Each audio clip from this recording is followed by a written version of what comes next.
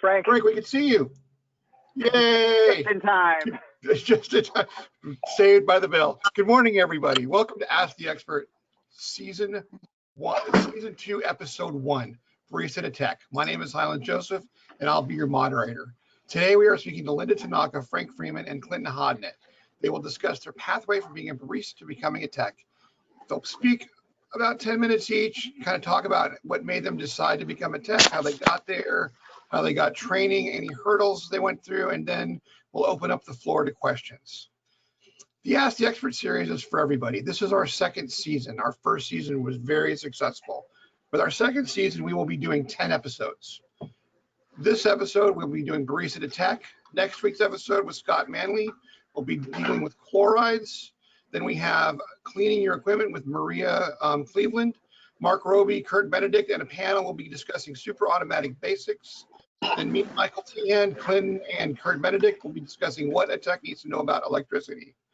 For the 14th episode, Scott Manley will take all of his water episodes and put it all together to what we need to know as techs to be out there. Then Marty Rowe will be going through the Gold Cup standards and what techs need to know about coffee. Then Clinton and the panel will be doing preventative measure programs 101.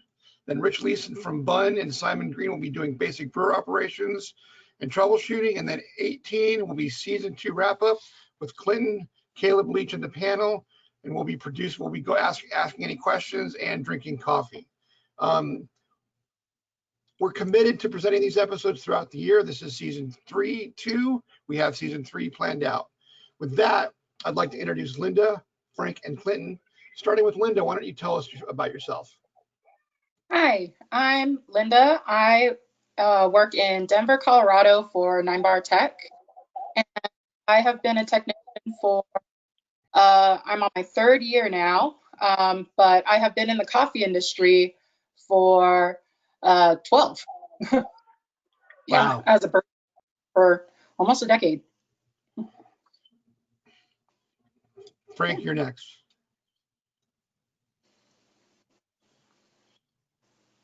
Frank, you're on mute.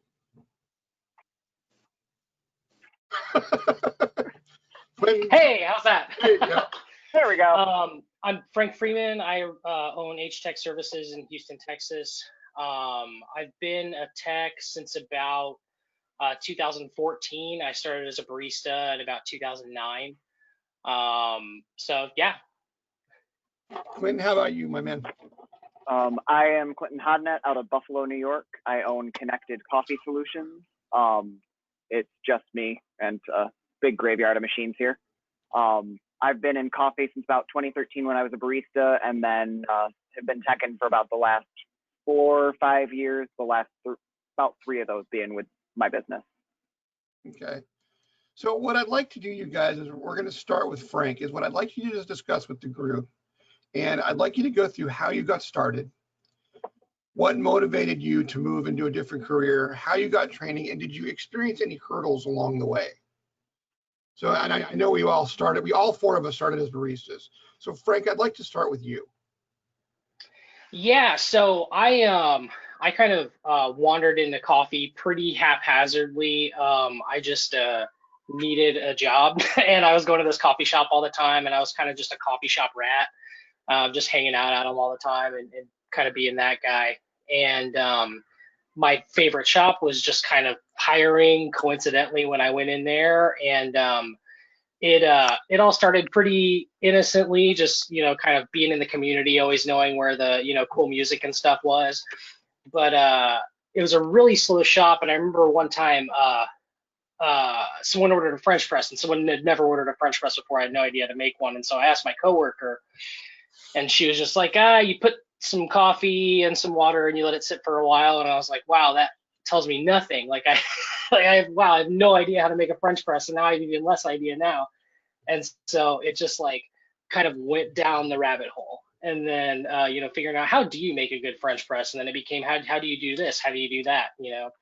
And within about a year and a half, I was working at a pretty high volume specialty cafe.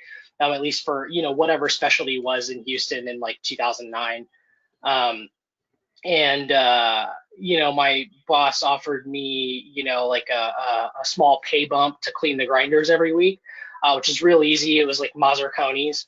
Yeah, as long as you don't cross start them, that's easy. But and that's kind of like where it came from. Just kind of like the idea that like, okay, this is something I could transition to, but I had no idea how to do it. And I didn't even know who the technicians were. I mean, it was kind of a big deal if your machine went down. I mean, I remember running cafes and having no idea who to even call, calling my roaster, calling anybody to see who's actually out here fixing this stuff. And then in 2014, I was working 2 different cafe jobs. One was a bar that was kind of open at night.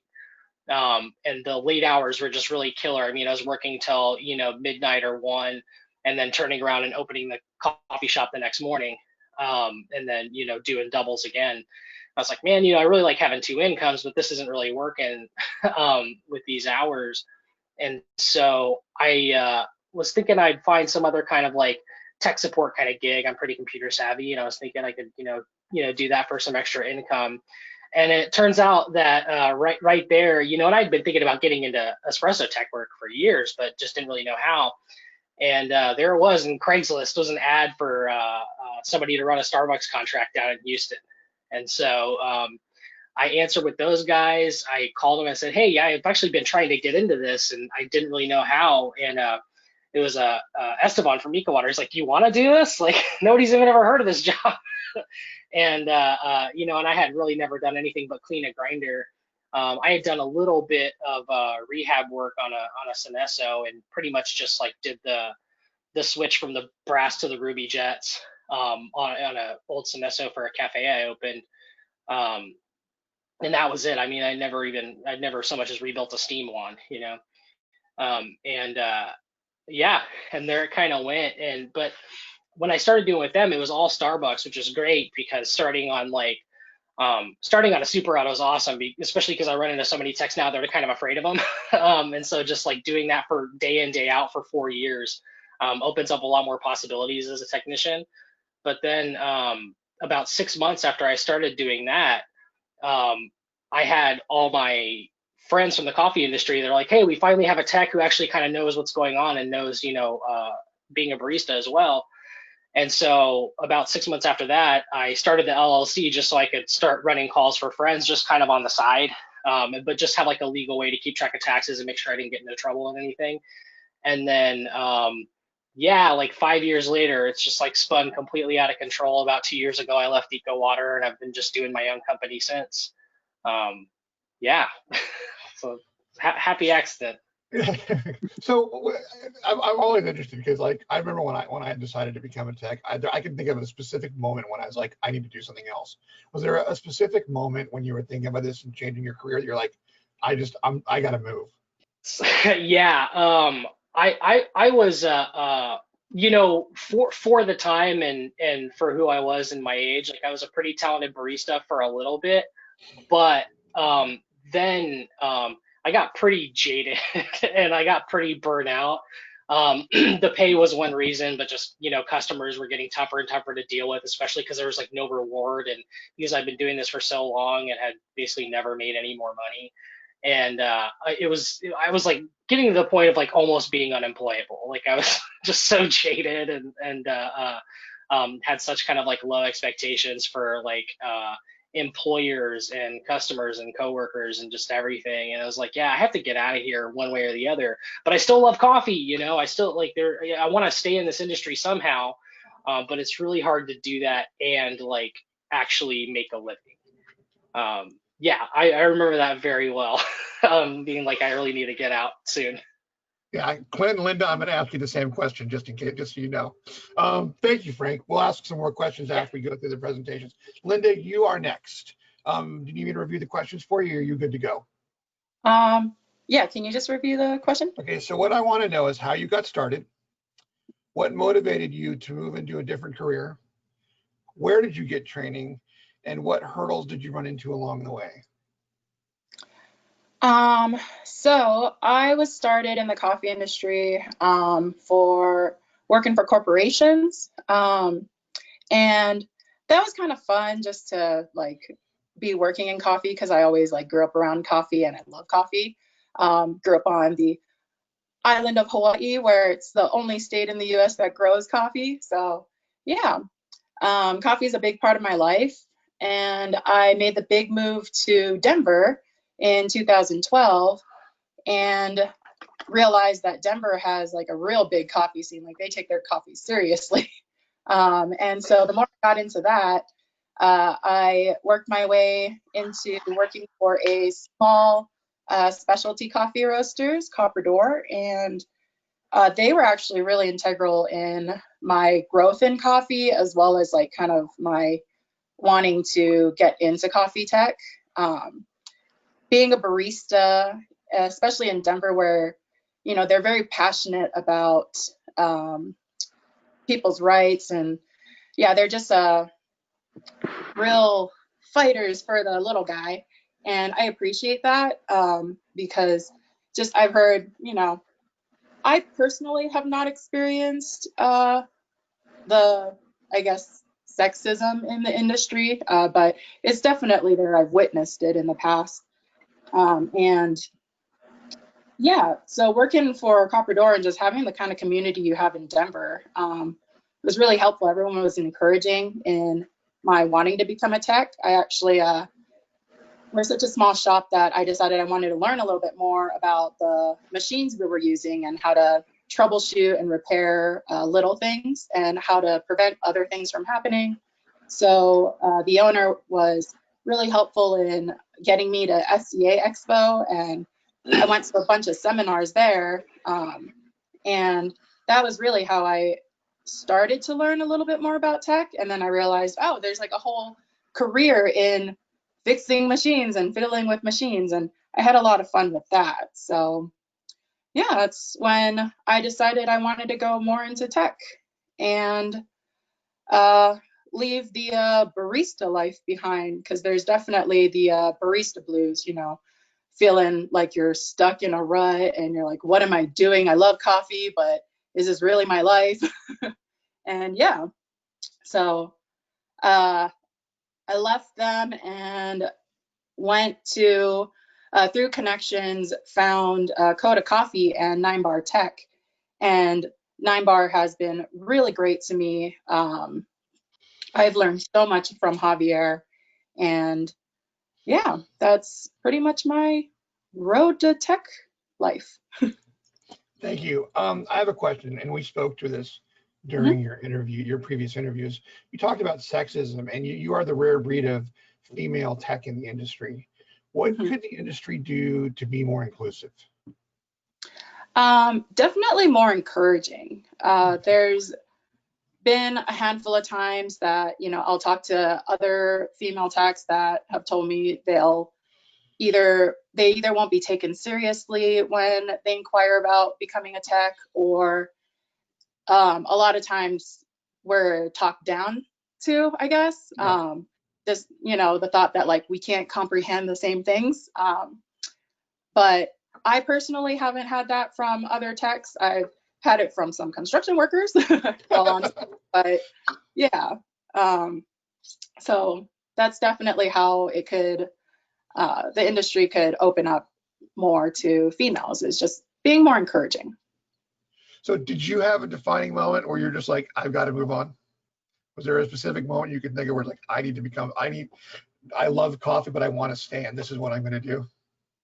Yeah, just being a manager of a coffee shop is a lot. And just the more I got, or not really got my hands on, but the more I started learning about like the other industries that coffee has to offer other than just being a barista, the more just people can be really difficult sometimes, and machines don't yell at you. They silently do things. Thank you. Yeah. Clinton, do you need me to repeat the questions for you, my man? I've got them here on the side because I knew I couldn't keep track of 4 questions at once. Okay, you're on. Yep. So I went to college for liberal arts, intended to get a job either teaching, like high school English was the original plan way back when, realized that wasn't going to work, and then kind of switched to community advocacy work.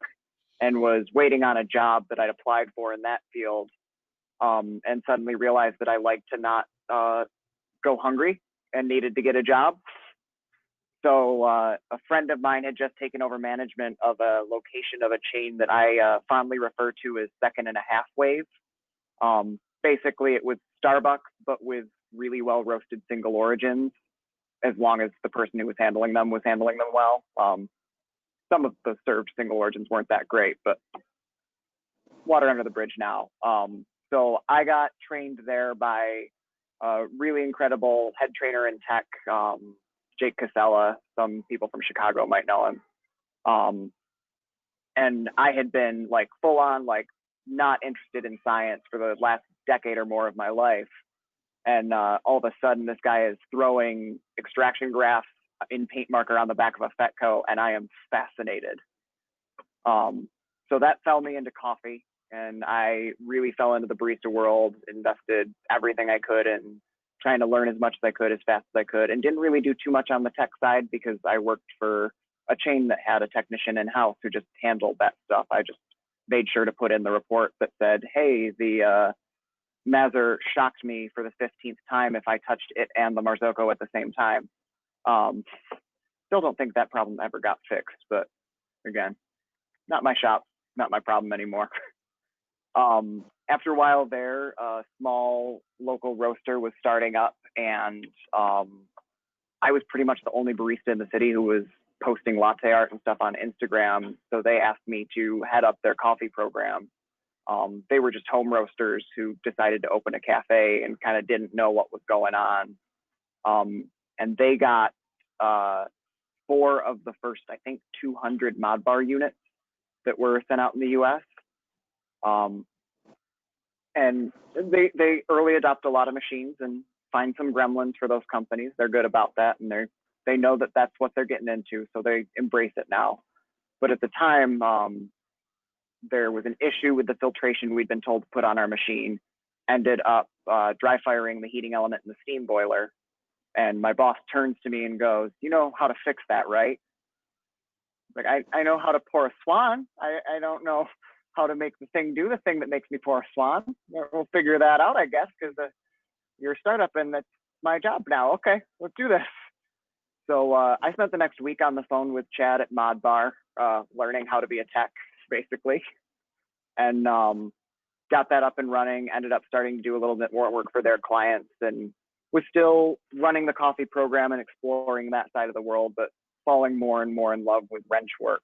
And I ended up fixing a machine for another shop, and didn't have the conversation as well as I should have, but that was something that was going to happen. And it was time to part ways with my employer, and suddenly realized, okay, well, the thing I shot my shot on was not working for another shop. It was fixing machines. So I guess I'm going to lean into that, and realize that people would trust a logo showing up more than they would just say, hey, this guy Clinton's going to come by and work on your machine. So I decided to file the LLC and make it a little bit more official. And then just kind of ran with it from there, started to seek out as many training programs or just digging through internet archives, trying to find old manuals, old parts diagrams, and sift through them. And I also have a nice graveyard of, I refer to my territory as my uncle has a Conti in the garage country. I've got a lot of old machines that are more full of sawdust than they are of scale. So I get to learn a lot that way. So Clinton, what was your defining moment? Where did you go, or you decided, we're like, okay, I'm done with being a barista, I'm done with being a manager? Well, it was the I'm apparently willing to get fired for steam wand. There was a steam wand on a class 5 Ranchilio. Of all of the things to get fired for, it could have been a better fix, but that's what it was. Fine. The funny thing is, some of my clients have hired me on to do just like freelance barista hours. And after a year of not pouring, like I could fall back into the muscle memory of being a barista fine, but the emotional energy of like dealing with customers all the time, like that was when I was like, nope, I made the correct choice. Because again, customers can yell at you, machines, I just say that we're fighting, but I also understand it's an inanimate object that does not actually mean anything. Funny, I was actually talking to a client I was with this morning, and I was working on their machine, and a customer came up, didn't even say anything, just set money down on the counter, and they just had the silent 7 a.m. exchange of this person has ordered this coffee so many times. And after he walked away, I turned to him and I was like, 1, I don't miss that. 2, I've got to be on a call later talking about going from barista to tech and the skill of being able to understand what somebody wants when they won't tell you what they want. I'm glad I was a barista first, because it helped me with all of the, hey, my machine's broke calls. Right. I have a little more patience because I just filled a cup of coffee without ever saying a word. So that actually comes to my first question, and we'll start with you, Linda. Is one of the things that we see with techs is there's a lot of techs out there that don't actually drink coffee. How important is it that a tech understand the basics of coffee and espresso in relation to being in a tech, and why? You know, being so passionate about coffee, I wish I could say that it's really important for a tech to understand like the flavors coming out. It is important, but it's not so important to the point where you have to taste it, because at least the kind of customers that I service, sometimes it's kind of a disgrace calling it coffee. But yeah, but that's what they serve, and that's their standards, and that's not my place to judge. So my job is to get their machine up and running, pulling the kind of shots that is proper for them. So yeah. Okay. Good answer. Frank? Yeah, I'm with Linda all the way on that. There is like it is important just to be able to like figure out what their standards are and to get them to their standards. It's great if you have a specialty background, because then you can kind of take on those customers and kind of like have those conversations with them and build that trust that way. But honestly, even if you weren't capable of that, it doesn't rule out like that many customers. Like when we talk about like our specialty industry, we're talking about every one of 50 customers of mine. Most of them really don't care as long as the thing turns on and gets hot. But so aside from just like the specialty of it, just like being a barista, even if you weren't a specialty barista, but just having experience working on a semi-automatic machine, things like being able to look at just turn on a group without a portafilter in it and be able to say like, yeah, that doesn't look right. Like that flow rate looks wrong. And you can only do that if you've activated a group 10,000 times. You just know what it should look like, And so even for me, like I know that, whatever, like certain flow restrictors have certain, specs to them, but I can just flip a group on and know if it looks wrong just because I know, I can turn on a steam one and say, yeah, that pressure's low, just because I've done it so many thousand times, So I think even outside of specialty, there's just so many like kind of soft skills like that, or just familiarity with what the machines are, or like knobs turning kind of hard, like, man, I really wouldn't want to do that 200 times a day, like stuff like that, that I think is really helpful knowledge. Okay. Clinton, what do you think? I'll be the dissenting voice here a little bit. I mean, I certainly agree. I'm in Conti country. A Conti club that's been in a basement for 20 years can only produce such great coffee, and their standards are kind of there. But a lot of my clients are interested in doing better. And when I'm explaining to them the way their machine works and the way their machine should work, it ends up turning into a conversation about, well, how does the coffee taste? How should the coffee taste? Kind of thing. When I'm explaining what I do to folks, when it's different times and I'm out at a bar and having a casual conversation with somebody next to me or something like that, miss that a little bit. One of the things I'll reference is at SCA in Atlanta. I don't remember who said it. I think I know, but I don't want to attribute it to the wrong person. But there was an SCA Coffee Tech Guild meeting, and somebody said the difference between us and the repairman who comes in and fixes your oven is that guy comes in, figures out what part's wrong, puts it back in, looks at the machine and says, yep, that turned on, that got hot, done. The coffee tech has to come in, do all of those steps, and then make a drink to prove that it actually works. The guy who fixes your oven does not have to make a croissant to finish out his job.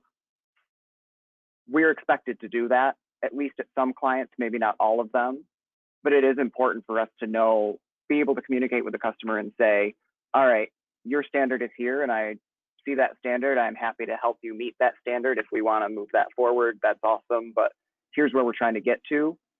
Let's make sure we're understanding that together. And you have to be able to speak to what they're trying to taste.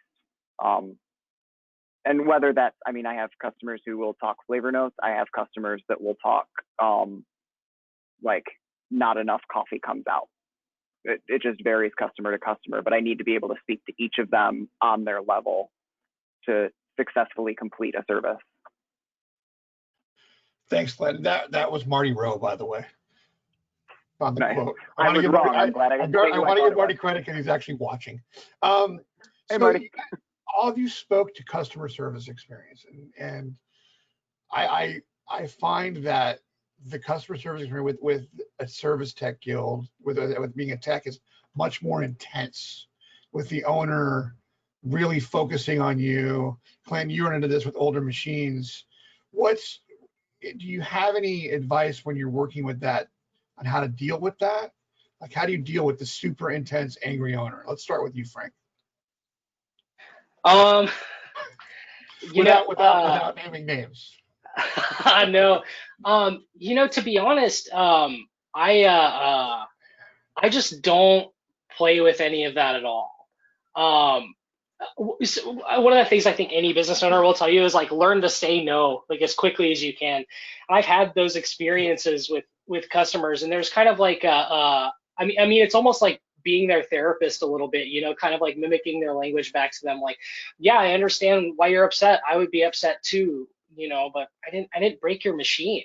Like I'm here to help, and I think people don't always understand that. I had a customer that has that was just there yesterday, and he's got this just beautiful old Syncra, but they're just not supported anymore, and there was a power outage in Seattle, or wherever their neighborhood is, and so they couldn't process orders, and we're trying to get this board overnighted that they might have in the warehouse, and like stuff like this, and he's upset. He's like, justifiably, like it's already hard enough, during COVID to turn any kind of profit with the restaurant, and it's cold and they want to sell coffee, but I didn't break your machine, bro. It's not me, I'm here to help. And I don't, and my business like doesn't run contracts, I run on my name only, if you don't think I did a good job on the last repair, like call somebody else, but I'm really trying to earn that next repair every time, and it's up to you whether I did, and so that whole kind of like angry customer stuff, like I don't know, it just doesn't apply to me. I just at some point realized I was like, oh, I just don't like, people just can't talk to me like that anymore. I'm not gonna let them, Right. Yeah, and I don't know, something just zen just clicked in like that. That's like, yeah, I understand why you're frustrated. I would be frustrated too. Linda, It how about sucks. Linda, how about you? Yeah, no, same thing. Customer service background from being a barista definitely helps when dealing with angry customers, because yeah, their machine goes down. That's their main source of income at a coffee shop. But so learning to sympathize, it basically like helps to de-escalate a lot of situations. And that's a really helpful skill I learned as a barista, because you're part barista, part therapist when you're doing that. So yeah. And typically by the end of it, once you sympathize enough, they just like feel bad getting angry at you and walk away, at least in my experience. Clinton, how about you? Linda stole my favorite word, de-escalation. I work perimeter at some social justice marches and stuff, and we talk about it. And that's the first time I'd ever been taught that skill. But as a barista, I learned it in Fire and Fury many, many mornings. And it's funny, like the client I was at this morning, people were talking to me because we're side by side. I'm working on the machine facing across the counter. And like, while he's talking to one customer, telling them the machine's not down, he can pass them off to me. And because I'm just so used to talking across the machine while I'm doing something, and thankfully it was a simple enough one that I wasn't like trying to keep track of a circuit in the machine or anything like that. I was able to like let him take care of the next customer, and I could be like, yeah, this is what's going on. It's going to be up in like 15 minutes. I mean, I've got the top off. Please step forward and look at it. It's currently cold, so there's nothing you're going to do to yourself to hurt yourself. So that definitely, like that de-escalation, being able to have a conversation while still focusing on the thing I'm doing, was a huge barista learning skill, and that empathizing with the owner and knowing like, yeah, I have also been on a machine that was down. I have owned a cafe and the machine went down.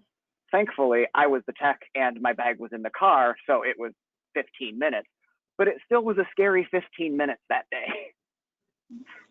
The first 15 seconds where I forgot that I fixed that. I was like, oh no, what am I gonna, oh wait, no, I do that. Never mind, we're good. That's funny. Okay, so Marty Rowe is causing trouble, and he has a question for all three of you. And we'll start with you, Linda. If as a tech, you don't know what coffee should taste like, how would you approach a service where the diagnostic was, my coffee tastes like crap? I would definitely gather as many people that work there and have them try to describe to me each in their own way how it should taste.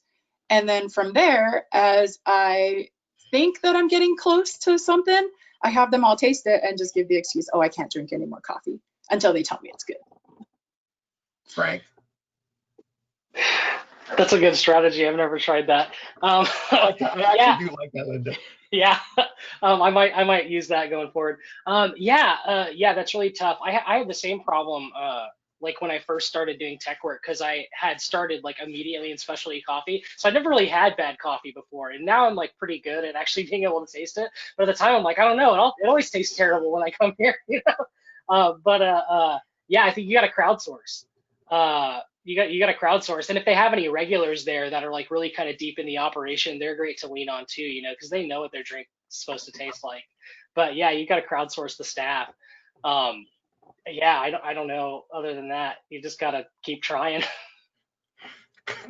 Well, so Clint, I want you to answer the question, but what have you guys ever run into a situation where the owner, and I've actually recently learned this, where the owner is like, well, what should it taste like? It's like, well, what should my standards be? And how do you handle that?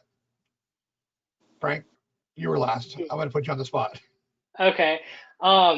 It's really tough. It's so situation to situation. You know, if you have a customer that's like really proactive about their equipment, and maybe they're just trying to save money on, you know, coffee that they're just getting like, you know, Cisco coffee or something, or it's one thing. But if somebody's really proactive about their equipment, you know, it's kind of tough to tell them they should spend more money on coffee. But if their whole operation's a disaster, you know, it's like, I don't know, man. I just want to keep your stuff working. You know, you've denied me changing these burrs for like the last 2 years. You know, like it's not gonna. I don't I don't know. Like I can't tell you how to run your business either. You know.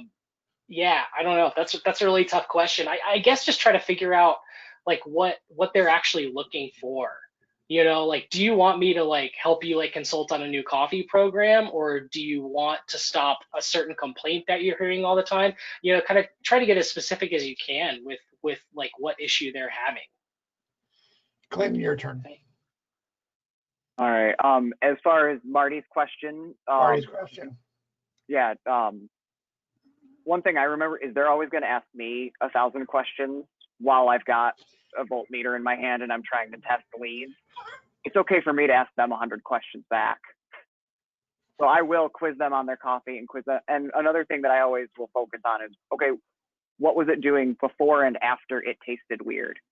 Because if you ask that question enough times in enough ways, suddenly they're going to remember something, and you can sometimes skirt around the taste of the coffee altogether and say, oh, the machine did something different. It didn't magically just taste different.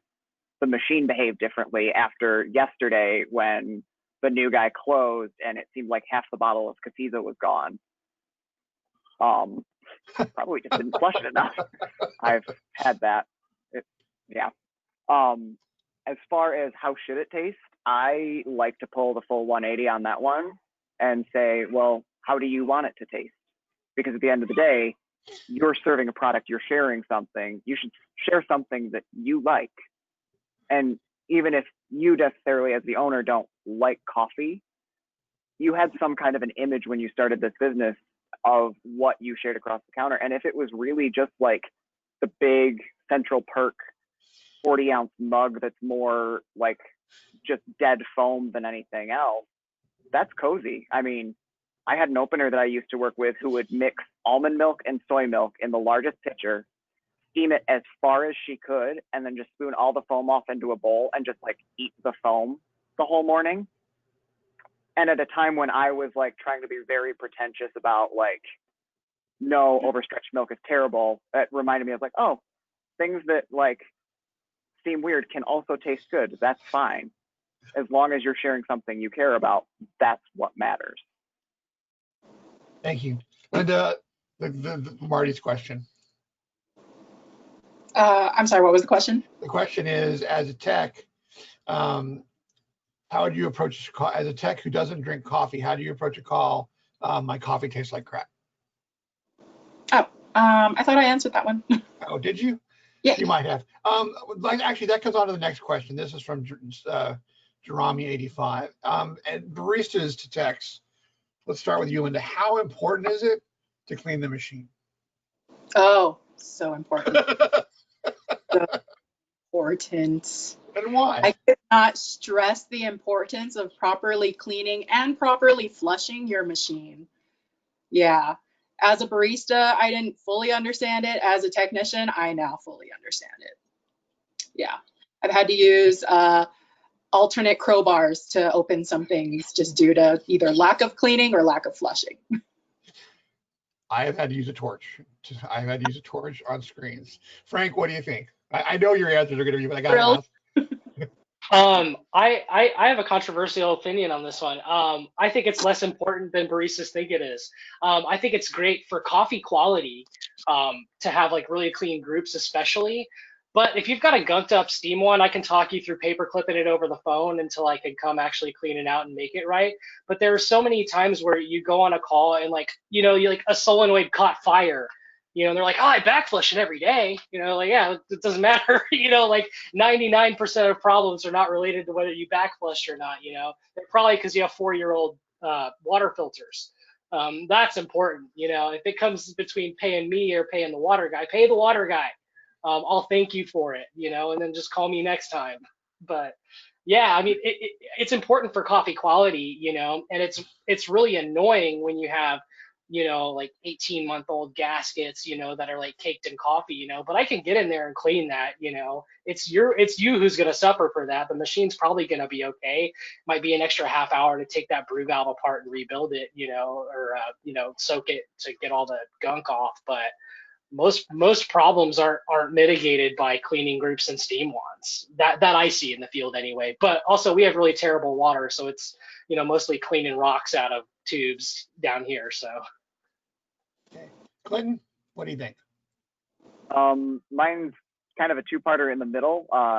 As a manager, I used to train baristas. Once I had some tech knowledge and understood what was happening, I would tell people, not that it happened last, it's that it happened.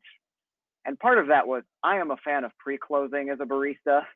I will get out on my scheduled time because I know how to clean the machine while it's still in operation and like go a group at a time kind of thing. But so many times when I was trained to clean as a barista, people would be like, no, it has to be Capiza, and like that has to be in there overnight or else it can't get rid of the coffee or all that thing. So as a tech now, when I go into a new client who I haven't talked about cleaning with, I will show them where the Capiza goes. I will show them what they're actually cleaning, why they're cleaning it, and what's happening during a cleaning cycle, so they understand like really what you're trying to do is just kind of knock out some of the debris that builds up over time. So it's not necessarily that you need to like scrub this thing until your bristles are gone. It's that you need to just flush a little more often, and you need to understand what you're doing when you're back flushing to make sure that you're keeping the build up to a minimum for your coffee quality. And also, like, I do have a lot of stuck valves around here that are that like really beautiful mix of coffee oil and scale, where I'm like, I don't know which I want to hit you with first, because I know there's one of you that's weaker than the other on this particular valve. So I know it'll go farther if I descale before I throw some Capiza in there. Sometimes I'm just like, I'll hit it with both for a minute and see how much that scrubs out. But I try to be a little more careful than that. So to piggyback on the cleaning, I know that we've all heard this from a barista, the machine doesn't work, or I tried turning it off and on again. Coming from your background as a barista, what pieces of advice would you give a barista to know about their machine to help communicate more efficiently with you as a tech? Let's start with you, Linda. Oh, that is a tough question. I would, I work with so many different machines, from traditionals to super autos, and like the kind of places I service. Definitely coffee isn't always their focus, but it would definitely help them to know just like how their machine operates, in the sense that like how long their shot should take. That's actually something a lot of times I'll try to like get a recipe out of a barista that when I'm trying to service their machine, and I'm like, oh, so what's your standard recipe? Like, how long should your shot take? And they have no idea. So that's definitely a helpful thing, just like knowing a little bit about the recipe, whether it's like how long your shot should take, or you know, a lot of baristas that use super automatic machines will go based on the puck sizes that they find in the grounds bin. They'll notice like, oh, this is like kind of a little small, or oh, the pucks are like really big. And so that also is helpful, just like being as observant as possible. Yeah. No, those were all really good. Clinton, what are your thoughts? Well, one thing I always do when I have a client sign up with a preventative maintenance plan, I tell them there will be a big one where I will shut down the machine because I have to replace some safety valves. I encourage you to find it in your budget to bring your staff in on that night, and literally I will run them through their machine. And on super autos, that's a little bit tough. I don't do a lot of those at the moment. But on traditional machines, it's fairly simple to point out, like, this is the boiler that the coffee is going through, the coffee water is going through. This is the boiler that's producing the steam. This is what these parts are called. I don't expect you to remember the names, and every manufacturer has a different name for this part anyway, so don't really sweat like getting the right name for me. But as long as you can like understand, like, here's the point where the machine may leak, and you can kind of communicate even directionals on the machine to me well, that's super helpful to me as a tech. Another thing that I like to do is, coming from a barista background and like having tasted specialty coffee and gone through that phase of like, oh, I have to come up with the weirdest tasting note or else I'm not like the coolest guy at the cupping table. I will do that with machines. So I have a client that I just did, like I changed out the gaskets and cleaned up the steam valves on their linea. And we spent 10 minutes afterwards finding weird descriptors for how those gaskets and the wands had felt and now felt. So I think the wands we decided went from crunchy to silky, and the gaskets went from hard to juicy.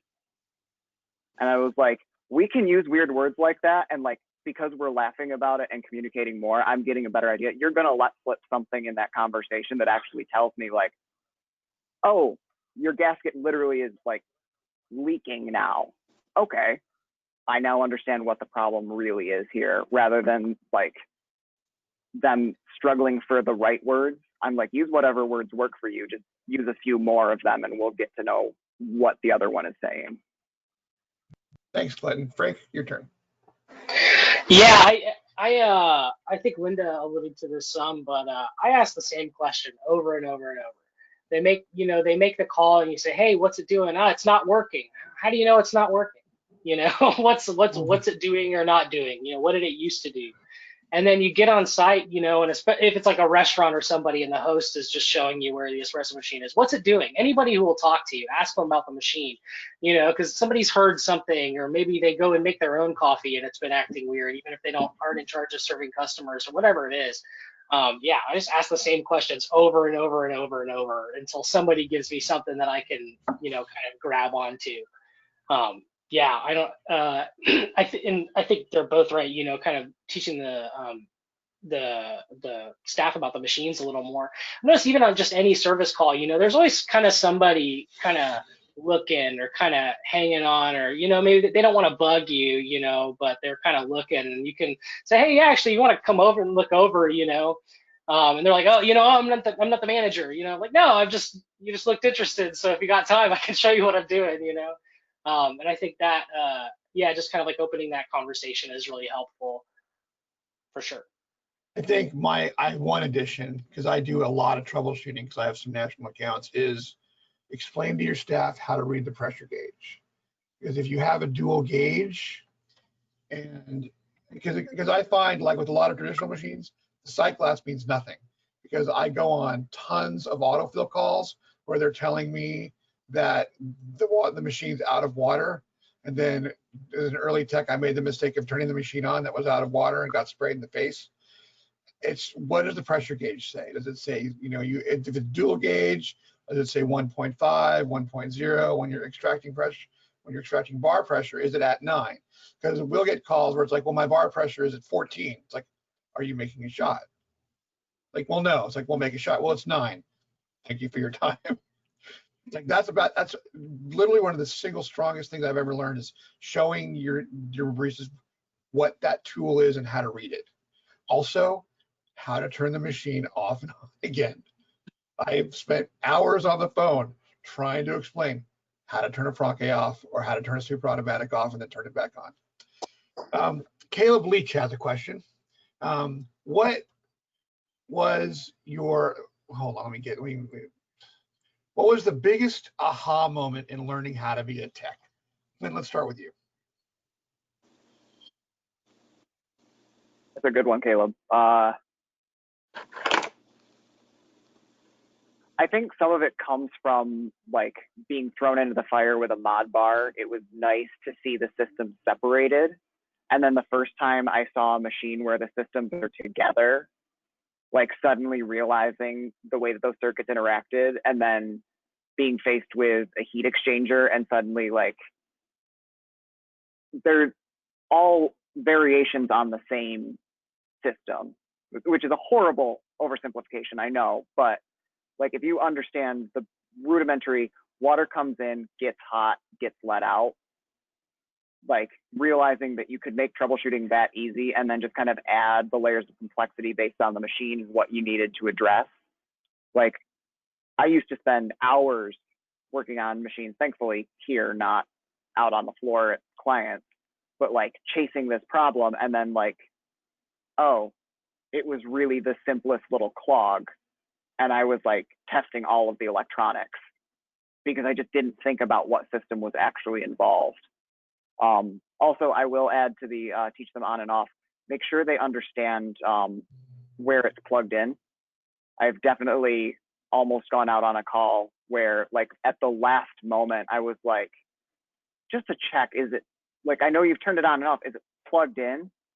Yeah, it was, the plug was just hanging under the machine. Yep. Linda? Oh, big aha moment. Oh, when I was first starting out as a tech, there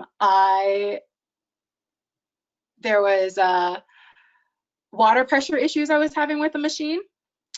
And this was my biggest aha moment is, you know, I checked to make sure there's water coming out, water pressure coming out of the tap was fine. And, you know, everything was hooked up correctly. Machine placement and watching out for cords and hoses. I had my machine foot on the water hose, on the braided water line. And so the pump was just like going, trying to work, grabbing the water, and like water was kind of coming through, but Yeah, so I was like, what's going on? It took me like 2 hours to figure that one out. Yeah, that was a nice aha moment for me. Being aware of like what your feet are on, I guess, for your machine. Frank, how about you? You know, I'm self-taught, so there are just so many of those every day. Yeah, uh, exactly. but what I will say is I'll quote Marty Rowe again in this one. He said something at the last tech summit in Houston, that I had already learned this lesson by then, but I wish I had learned it so much earlier. And he says, you know, when you're like tightening a fitting down and you get it, and then you kind of give it just that last little bit, and everybody's like, yeah. He's like, yeah, don't do that. uh, And I was like, yeah, like, man, I wish somebody would have told me that like 5 years ago. I would have saved so much heartache. That's funny. Okay, so we're going to do one more question, and it's from Marty, and then we're going to do closing statements. For the closing statement, I just want you to give you a little advanced thought. What I'm going to ask you is, what kind of parting advice would you give a barista who wants to become a tech? So Marty's question is, and this is actually a very good question, what is your favorite type of service call? What type of service calls do you absolutely dread? Frank, you go. Uh, I will not tell you this while I'm going through it, because it really interrupts the flow of your day. But I like electrical mysteries. I come from an EMT background, and so there's kind of two different EMS calls. There's trauma and medical. And trauma is your arm's broken, we put it back together, great. It's really obvious what's going on. Medical is where all the fun stuff starts happening. You know, you gather data, you get vitals. You know, you're going through all this stuff and actually trying to like put the puzzle together and find it out. And it's a really high stakes puzzle, which is why I don't do that anymore. But like I love doing it on machines. You know, like I'm getting this signal here, but I'm getting this signal here. You know, what's going on? It was especially fun on Mastrenas because there were so many weird little low volt circuits, you know, that were always doing weird stuff. But yeah, I would say that's my favorite. My least favorite, my absolute least favorite, is gotta be like I don't know, stuff like clogged heat exchangers and stuff like that. When you know the customer just like can't afford to replace the machine, and so you're really trying to like dig through small stuff. And I don't know, and just really trying not to hurt anything on the way in there, but trying to keep their machine going. Yeah, just kind of like really deep steam boiler stuff, you know, I find really really challenging and delicate. Linda, how about you? Similar on that like electrical stuff. Anytime there's issues that like seemingly kind of go back to the board, are my favorite types of calls. Just because, you know, it's such an expensive part, you want to try and figure out if it's something not that.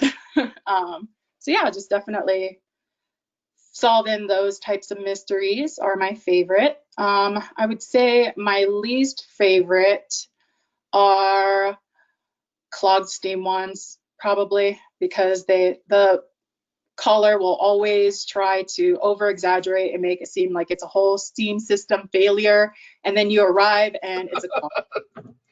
And yeah, which is kind of a relief because you don't have to dig into the boiler, but it's still like you mentally prepared to get in, and then you're like, oh, I just have to clean your machine for you. Yeah, I think I can add to that one is mine is my steam smells funny. And you know that their boiler is milked up. That would Yeah. about, yeah. Yeah. That's like, and then you open up and you get to the point, I mean, I've had to go to the point where it's like, they backflowed so much milk into that boiler that it is literally, that boiler is cottage cheese. And unfortunately, I've run into that more than once. Clinton, you're next. Really, my favorites are any that is a simple enough one that I can teach the customer what's happening there and like teach them a little bit about their machine, because I really enjoy that interaction so much. I like pulling them in and being like, no, this is why you're paying me. I don't want this just to be some magic thing. I don't want to be the mechanic that shows up and hands you a bill, and later you badmouth me to all your friends and say, oh, he just added like a ton of things on there and had no idea what he was doing, but he added a bunch of extra fees. No, I want you to understand every single thing I'm doing there. So anyone where the customer actually has that interaction with me, I love. And on the flip side, being in Conti country and some people just want to keep it running, there's nothing I hate more than being able to identify like this machine is going to fail soon, or this machine is performing poorly and they just want that steam wand cleared. And I'm like, yeah, but your groups are literally giving me a milliliter a second of flow rate. Like it's, you actually want to serve that. And I have to like let go of my standards so completely for them that they're like, no, this is what I want. And I hate leaving a machine in bad condition like that. They are beautiful babies and all deserve love, even the junkers. I just hate leaving them like that. Those were all really, really good, you guys. We're going to wrap it up with one last question. And then for our watchers today, I just put up my email. If anybody has any questions for any of the speakers, please reach out to me at my email below, hylanjoseph@protonmail.com, and I'll forward the questions over to them. So my last question is more of a statement, is as parting advice, what would you give your younger self as a tech, as a barista trying to become a tech? And what would you tell a barista? Like, this is what you need to do. This is what you should consider, that kind of thing.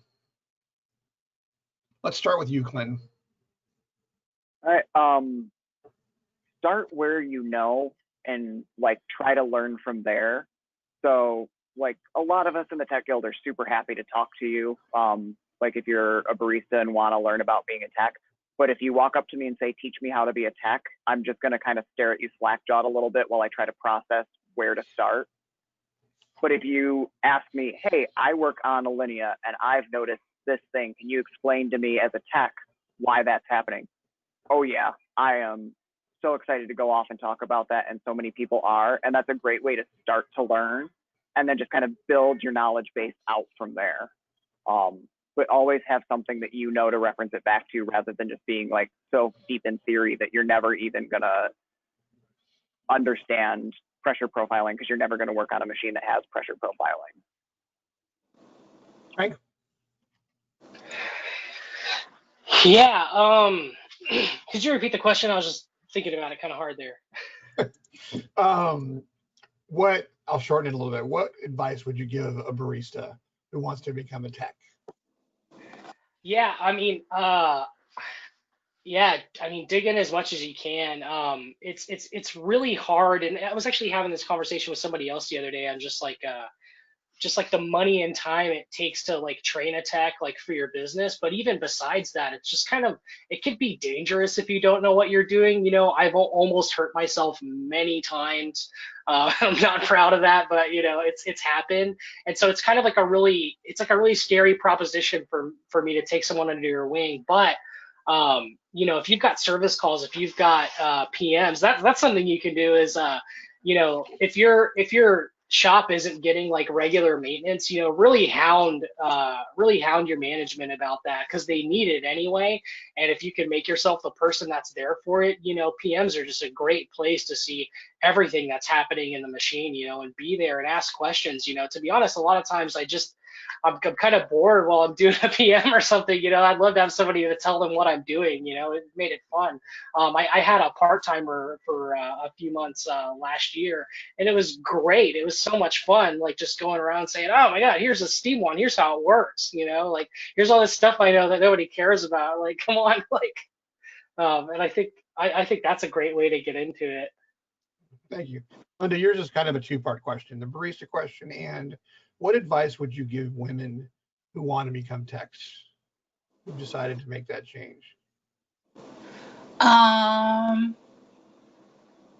Answering both at the same time, definitely like never stop being curious.